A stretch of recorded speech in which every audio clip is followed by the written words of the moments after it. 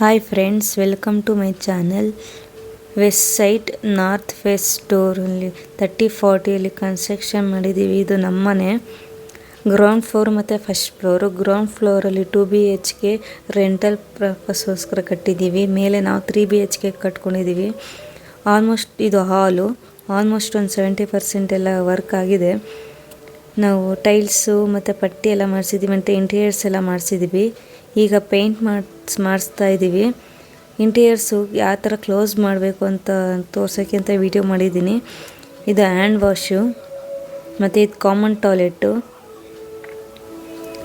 ಇದಕ್ಕೆಲ್ಲ ಕಬೋರ್ಡೆಲ್ಲ ಹಾಕ್ಸ್ಬೇಕು ಮತ್ತು ಪೇಂಟೆಲ್ಲ ಆದಮೇಲೆ ಕಬೋರ್ಡ್ ಹಾಕ್ಸೋಣ ಅಂತ ಸುಮ್ಮನೆ ಇದ್ದೀವಿ. ಮತ್ತು ಇದು ಫಾಲ್ಸ್ ಸೀಲಿಂಗ್ ಸಿಂಪಲ್ಲಾಗಿ ಮಾಡಿಸಿದ್ದೀವಿ.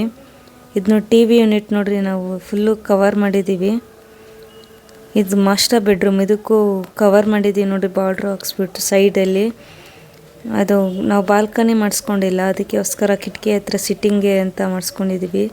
ಮತ್ತು ಇದು ಡ್ರೆಸ್ಸಿಂಗ್ ಟೇಬಲ್ಲು ಮತ್ತು ಕಿಂಗ್ ಸೈಜ್ ಕಾಟ್ ಹಾಕಿದ್ದೀವಿ. ಇಲ್ಲಿ ಒಂದು ಸ್ವಲ್ಪ ಏನಾದರೂ ಸ್ಟೋರೇಜ್ಗೆ ಅಂತ ಕಬೋರ್ಡ್ ಮಾಡಿಸಿದ್ದೀವಿ. ಮತ್ತು ಇದು ಹ್ಯಾಂಡ್ ವಾಶು ಮತ್ತು ಇದು ಅಟ್ಯಾಚ್ ಟಾಯ್ಲೆಟ್. ಇದು ರೂಮಿಗೆ ಮತ್ತು ಕಬೋರ್ಡ್ಗಳು ಒಂದು ಸೈಡ್ ಮಾತ್ರ ಕಬೋರ್ಡ್ ಮಾಡಿಸಿದ್ದೀವಿ. ಮತ್ತು ಫಾಲ್ಸ್ ಸೀಲಿಂಗ್ ಸಿಂಪಲಾಗಿ ಮಾಡಿಸಿದ್ದೀವಿ, ಬರೀ ಫ್ಯಾನ್ ಹತ್ರ ಮಾತ್ರ. ಇದು ಸೆಕೆಂಡ್ ರೂಮು. ಇದು ಕ್ವೀನ್ ಸೈಜು ಕಾಟು ಮತ್ತು ಕಬೋರ್ಡ್ ಫುಲ್ಲು. ಆ ರೂಮ್ಗಿಂತ ಈ ರೂಮಲ್ಲೇ ಕಬೋರ್ಡ್ ಜಾಸ್ತಿ ಇರೋದು. ಮತ್ತು ಡ್ರೆಸ್ಸಿಂಗ್ ಟೇಬಲ್ಲು ಮತ್ತು ಫಾಲ್ಸ್ ಸೀಲಿಂಗು ಸಿಂಪಲಾಗಿ ಫಾಲ್ಸ್ ಸೀಲಿಂಗು, ಬರೀ ಫ್ಯಾನ್ ಹತ್ರ ಮಾತ್ರ.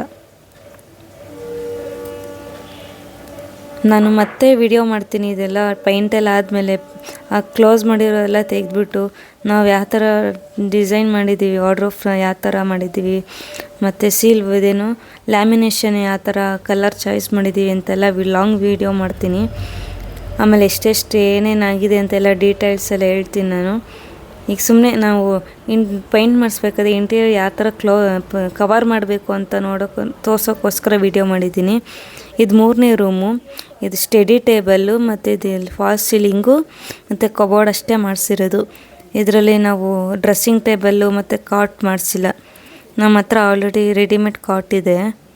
ಡ್ರೆಸ್ಸಿಂಗ್ ಟೇಬಲ್ ಏನು ಬೇಡ ಅನಿಸ್ತು. ಮಕ್ಕಳು ದೊಡ್ಡವರಾದಾಗ ಏನಾದರೂ ನೋಡೋಣ. ಇದು ಪೂಜಾ ರೂಮು. ಒಬ್ಬರು ಕುತ್ಕೊಂಡು ವಿಶಾಲಾಗಿ ಪೂಜೆ ಮಾಡ್ಬೋದು.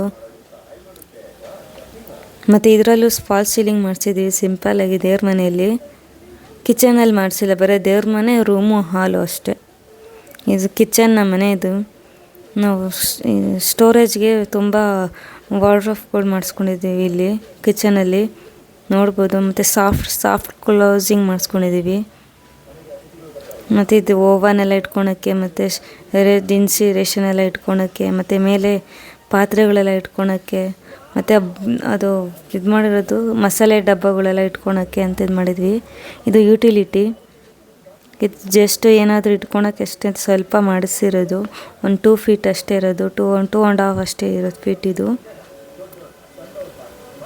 ಏನಾದರೂ ಫಂಕ್ಷನ್ ಮಾಡಿದಾಗ ಆಚೆ ಅಲ್ಲಿ ಯುಟಿಲಿಟಿಯಲ್ಲಿ ಪಾತ್ರೆ ತೊಳ್ಕೊಬೋದು ಆರಾಮಾಗಿ.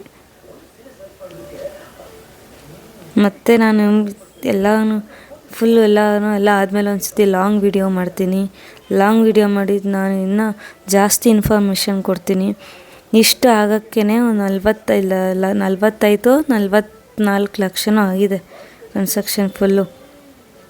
ಇದು ನೋಡಿ, ಹಾಲು ನಮ್ಮ ಚಿಕ್ಕನೇ ಸ್ವಲ್ಪ ಸಾಕು ನಮಗಿಷ್ಟು. ನೋಡಿ ದೊಡ್ಡ ಕಿಟಕಿ. ಗಾಳಿ ಬೆಳಕಿಗೆ ಮಾತ್ರ ತೊಂದರೆ ಇಲ್ಲ ನಮಗೆ. ನಾರ್ತ್ ಫೇಸ್ ಇರೋದಲ್ವಾ ಡೋರು, ವೆಸ್ಟ್ ಸೈಡ್ ಅಲ್ವಾ, ಅಂದಮೇಲೆ ಬೆಳಕು ಗಾಳಿಗೆ ತುಂಬ ತೊಂದರೆ. ಅದಕ್ಕೋಸ್ಕರ ನಾವು ದೊಡ್ಡ ಕಿಟಕಿ ಮತ್ತು ಕಿಟಕಿಗಳಿಗೆ ಜಾಸ್ತಿ ಕೊಟ್ಟಿದ್ದೀವಿ ರೂಮ್ಗಳಿಗೆಲ್ಲ. ನೋಡಿ ನಾನು ಯಾವ ಥರ ಕವರ್ ಮಾಡಬೇಕು ಅಂತ ವಿಡಿಯೋ ಮಾಡಿದ್ದೀನಿ ನೋಡಿ. ಈ ಥರ ಫ್ರಂಟು ಮತ್ತು ಅಪ್ಪು ಮತ್ತು ಡೌನು ಫುಲ್ಲು ಗಾಳಿ ಬಂದರೆ ಕಿತ್ತೋಗ್ಬೇಡ್ದು ಆ ಥರ ಮೂರು ಕಡೆ ಹಾಕಬೇಕು. ಮೇಲೆ ಒಂದು ಸತಿ, ಮಧ್ಯ ಒಂದು ಸತಿ, ಕೆಳಗೆ